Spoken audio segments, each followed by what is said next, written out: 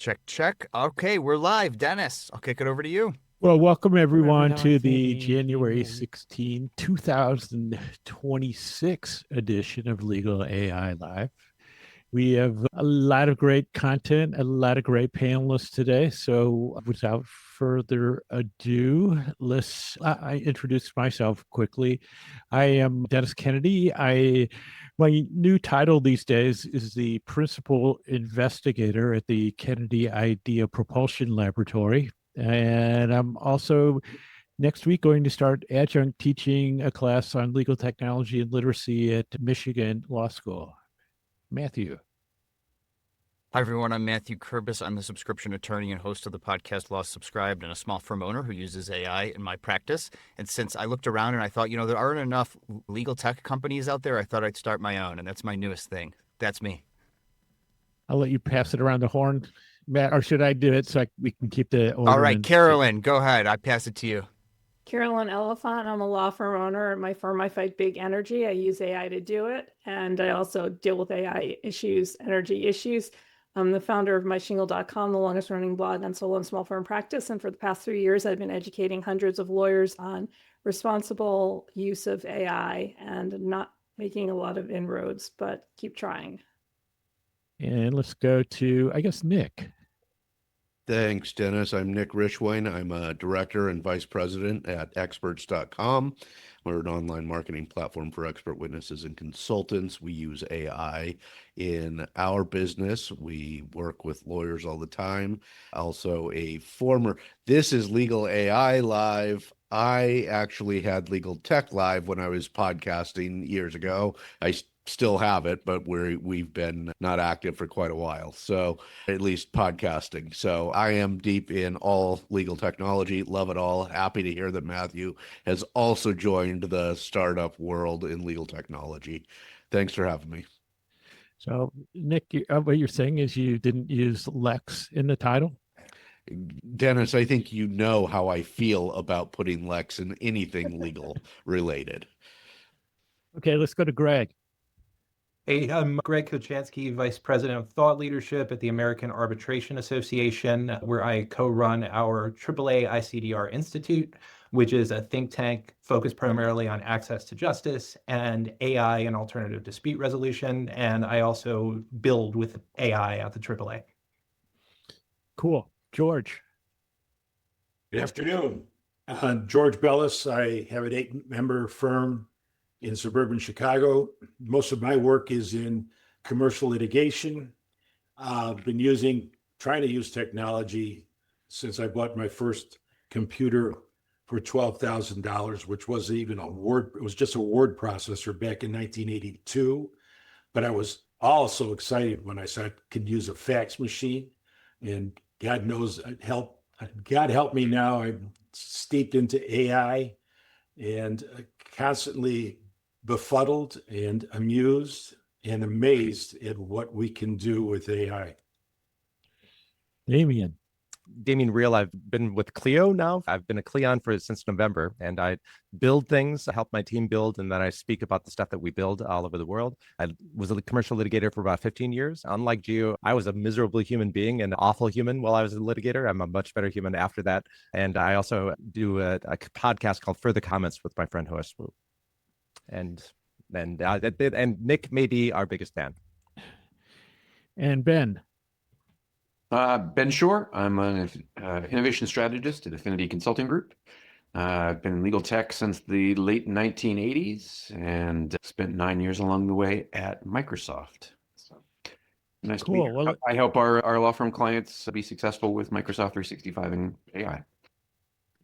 Great. Well, I like to start out each of these episodes with my favorite question, because this, to me, is what this webcast is all about. I want to learn what other people are doing. So this is called "What Did You Try in AI?" So, what AI experiment or use case did you personally try? I want to know what people are personally doing in the last 60 days, and did it stick with you? So, Matthew, I'll just go in the same order that we did before. Okay. So what I've been trying to do is change habits and try to talk more to AI over the last 2 months. And the tool that I'm using to do this is called WhisperFlow. So shout outs to Ernie Svensson, who has been like saying, preaching the good word of Whisperflow for a while now. And is it sticking?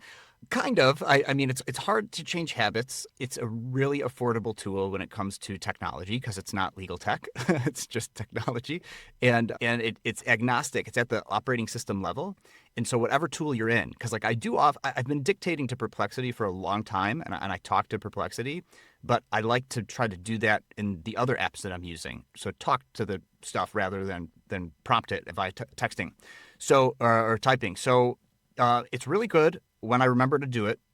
And it has text expander like features. So you could say, add my LinkedIn profile, and it will just add the link. Like you could set up something with text expander. So I'm still figuring all that out and how I want to do that. And I've been vibing with Perplexity to come up with some good examples of things to do for me. And I think the more I get the hang of that, it's going to be like having a real assistant, like a human assistant, where like, hey, can you put in my information here into this form? And boom, it's going to do it. So really looking forward to the next 30 to 60 days playing with Whisperflow. Great. Carolyn.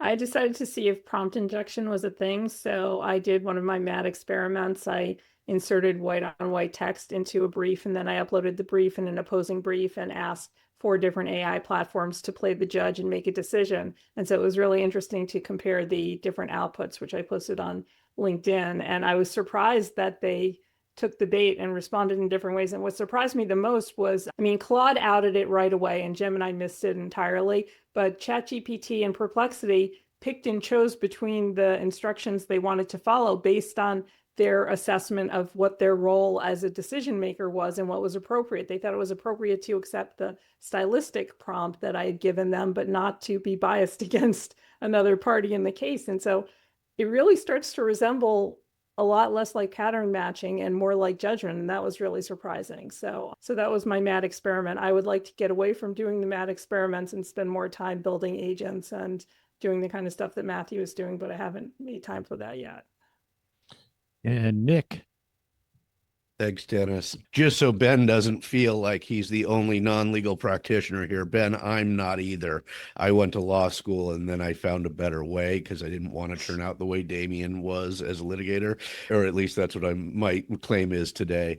Experiment-wise, my favorite thing recently is choosing a topic of interest to me that I know something about, and then asking AI about it, and then tell it it's wrong when it's right and when it's wrong, because I want to see its response to me saying, so I don't think you got this right. I don't think you analyzed this correctly. I don't think you had the information correct.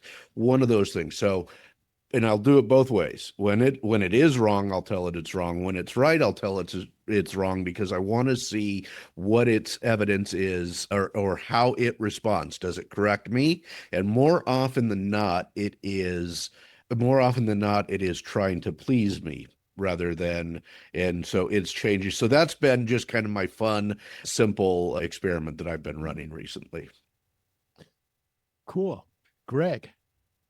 So I've been working a bit with Claude Code and also OpenAI Codex, which are, really tools that you point them at like a GitHub repository or something, and it can do very complex tasks in your code base. But I've actually been using it for writing.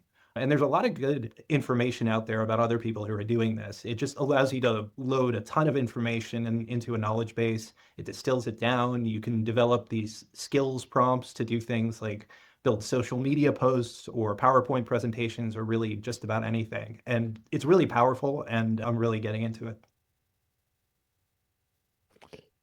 Okay. And it takes us to George. I'm not trying to experiment right now. I'm just trying to perfect. My experimentation days I'm trying to leave them behind me because there's just too much to keep up.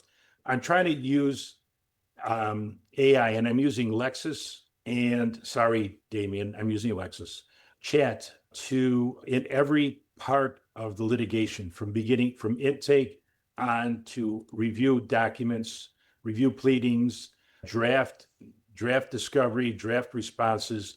But I'm trying to use it in everything we do, starting out with an analysis of the case and then using it then to create memoranda to the clients about where we stand. Nick's suggestion, I'd really like to follow through with, is to make the AI agents, or challenge the AI agents to give me a different perspective on it. And then on a second note, I'm playing around with Spellbook a little bit more, and I'm finding that kind of fascinating on even the contracts that I'm signing as a business owner. I'm putting them in there and looking at things, and it's kind of interesting to see what I'm finding. Okay, Damien. I installed Linux about 10 years ago, and I just reinstalled on a new machine right over there, a nice Ubuntu on a new machine. And this is my vibe coding setup. So I've installed Claude, I've installed Gemini's after that pattern. I've also installed Codex from ChatGPT. And so I'm doing like a year's worth of development in a weekend. It's quite remarkable. And part of the work that I'm doing is with Whisperflow. So, +1 on Matthew. And I'm finding that vibe coding with speaking is really good. Reid Hoffman, who is the co-founder of LinkedIn, he has a great podcast called Possible. And just this morning, I saw an interview with Parth Patil, who is a really good AI engineer. And he made the really good point that, prompt engineering has given way to context engineering, where you want to be able to curate the prompt to just give the context you need without the context it doesn't need. And so the Parth Patil made the really good point that if it's a daily task that you do every day, you probably want to prompt engineer to make it good. But if it's just a one shot, say you want to build a software or something, just speak into something like Whisperflow and just speak for like 5-7 minutes saying, I want a thing. It's kind of a half-baked idea, but this is kind of what I'm thinking about. And just speak to 5 to 10 minutes and just do a brain dump, turning it from your brain into the prompt. And that will result in more context for the AI. And the AI is so good at translation, even if there are typos, even if there's mispronunciations, it'll still get it. So +1 on Whisperflow and +1 on vibe coding and using Linux to do it. And Ben, how about you?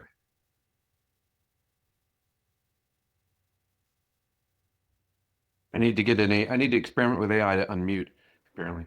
I guess this is my month to follow Damien, so okay, fine. 2 things I'm kind of experimenting with. One is not that sexy, and that's doing scheduled prompts for updates on latest developments. That is going quite poorly because the AI is not doing a very good job at time recognition. I can elaborate on that later. I see we're probably I'm sure we'll come back to that topic later about stuff that's not working. And then the second thing that I've been experimenting with quite a bit in the last 60 days is I've been doing some vibe coding as well. Just sort of vibe coding some little utilities that I need for my own purposes. In one case, I had Gemini vibe code a custom kitchen timer for me that does some specific things. And that went amazingly well. And then I had Gemini, ChatGPT, and Copilot all take a chance at vibe coding a utility to create OneNote pages in bulk for me. Ultimately, Copilot got it done, but it was a slog. It was not as easy as I expected, but it was a good learning experience. These are all great, because I think I like doing this because it will give listeners some ideas of things to try. So what I did yesterday actually opened the door for me on a number of things, and it's a great experiment. So one of the things now, especially when you go into the more advanced models, is there's a lot of stuff that the companies are doing behind the scenes, and there's a lot of throttling and limiting what you can do. So I'm starting to teach my class at University of Michigan next Tuesday, and I just wanted to generate some basic slide images. So I had the AI, outline what should be on those images, and then I went to DALL-E 3 just to have it do it. And it does, it's good. It's not exactly what I do, but it's good enough. But when you try to make adjustments, it's, because if you happen to use law anywhere on the slide, it puts a gavel on there or scales of justice, and you have to tell it no more legal cliches, please. So I did about maybe like 10 or 12 of these images, and it says, you've exceeded the limit. You have to wait some period of time before you can do any more. So I said, I'm going to make use of this downtime. So I said, are you really telling me that OpenAI, one of the wealthiest companies in the world, has to throttle me and limit what I'm doing when you make all this money? And it gives me this whole thing. No, it's not about you. It's fairness to others, like all this sort of thing. And so we did a little back and forth where I challenged it on what it was telling me. And it ended up saying, you are right. This obviously was a policy that was drafted by lawyers who don't understand the regular use. And the fact that you are teaching this class and you're generating images for law school is a perfectly valid use that shouldn't be throttled. Then I said, should I use this example in my class to show like unintended consequences of legal policies? And it said yes. And then it generated the exercise, and then I just had to generate the script for the exercise that I would do. So it's really interesting. But the experiment there is I like to go to the edges, and it just seems like they're really throttling us back on, especially on the more advanced versions of the AI. So that's worth trying, especially you go to the more advanced versions. So let's ask a real question, which is, it's January, and there was an article that I happened to be in with 85 experts predicting what was going to happen with legal AI, and there's probably like 1,000 other predictions out there. So I think that I want to ask the kind of predictions question in a slightly different way, and to look at 2026 and say, if we look back from the end of the year, what AI capability or practice in legal work will actually start to feel boring but essential, almost like part of what we do. So Matthew, I don't know if you're leaning toward voice on this, but I'd like your thoughts on that to start us off. Yeah, I actually think retrieval augmented generation is going to be boring, and it's just going to become the standard. I think that right now we have to the reason why all the lawyers are getting in trouble is because of how that's being architected or not used at all inside of AI tools, or not legal purpose built, not purpose built for lawyers AI tools. And so just like having answers and output, generated based on ground truth will be boring and ever present, because that's also I have taught you want that even in your personal life when you use AI tools, and like you really only want the creative stuff when you're doing creative things. And so that hopefully, that's my hope more so than like my actual prediction, that RAG is just ever present and it's not a concern, and I could take it out of my CLE presentations. Cool. How about you, Carolyn? I think we're going to see, if looking back from the end of this year, I think we're going to see the normalization of AI-powered intake chatbots and receptionists. I think it's going to become de rigueur, just like people have been using companies like Smith AI, or those companies became normalized throughout solo and small firm practice. And I think now we're going to see that being done entirely with AI-powered receptionists and chatbots. And I think customers are going to come to expect that. And I think the firms that don't have it are going to fall behind. Okay, Nick. So I'm going to kind of follow with what Matthew said. I was literally just having this conversation. Before we got started, I mentioned I was giving a presentation to a group of private investigators yesterday on things that they could use, and still I'm not sure that ChatGPT or Gemini or any of the LLMs are necessarily appropriate when you're dealing with factual matters and evidence. And what I kind of indicated to them for some of their needs was to look to your Everlaws or look to some of your e-discovery tools, because technology assisted review and RAG is probably what you're going to need with some significant data, and you have that ground truth and you can kind of break it down from them. Even before I went to this, I checked with Gemini to see, hey, will you allow me to do just specifically TAR or RAG type of search? And they say, no, I won't. It is entirely generative. would be cool if we have the option to maybe toggle on and toggle off certain kinds of features like that in the commercially available Gemini or ChatGPT types. But I think there's a real need for sometimes just taking it one step down. Don't use the generative AI, and I'd like to see us maybe focus on what some of the, I know it's not sexy, it's what e-discovery's been around forever. It's not that, but it's so important in legal and evidentiary matters. Greg, how about you? So I'm going to say that it's going to become very just commonplace for lawyers to talk about how they're using AI in their work in two places. First, in their billing statements. I think that the content of entries is just going to change based on how lawyers are leveraging AI more and more. But also because in another place, I predicted that alternative fee arrangements, specifically value-based billing, is going to become more commonly adopted because AI is just driving down the amount of time it takes to do work. So I think that a lot of that writing is going to move to RFPs and proposals for prospective clients. And so people are going to get really good about talking about how they're leveraging AI in their legal work.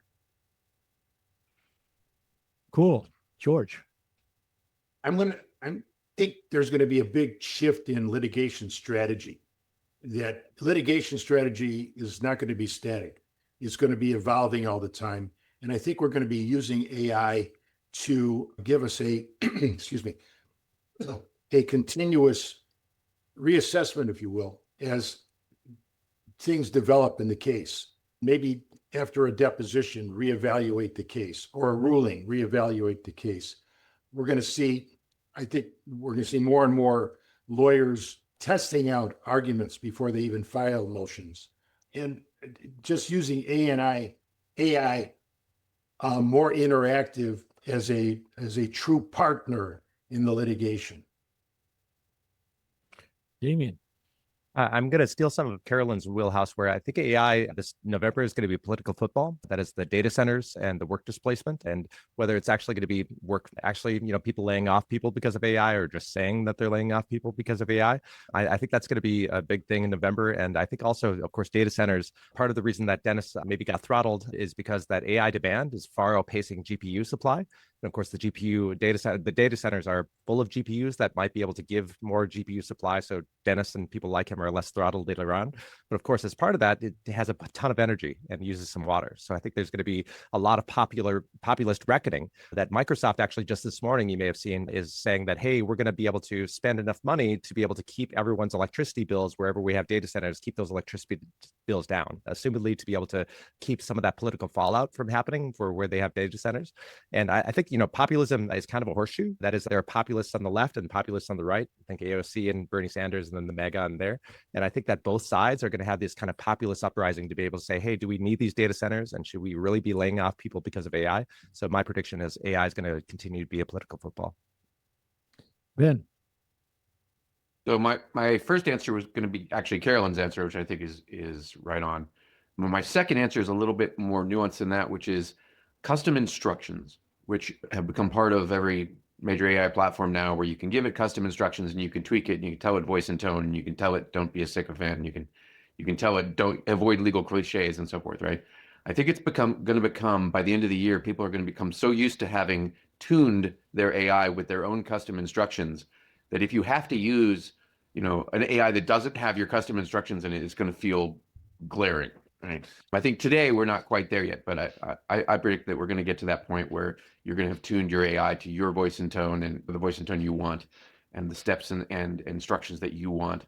And if you ever have to, God forbid, step into somebody else's AI for a moment, it's going to feel very foreign. Yeah, man, that's so great, because I think about that a lot. That when I describe what I'm doing with AI, it's so different than what most people are doing. And and to say, like, if I had to go and use like the AI setup somebody else had, I don't even know what I would do.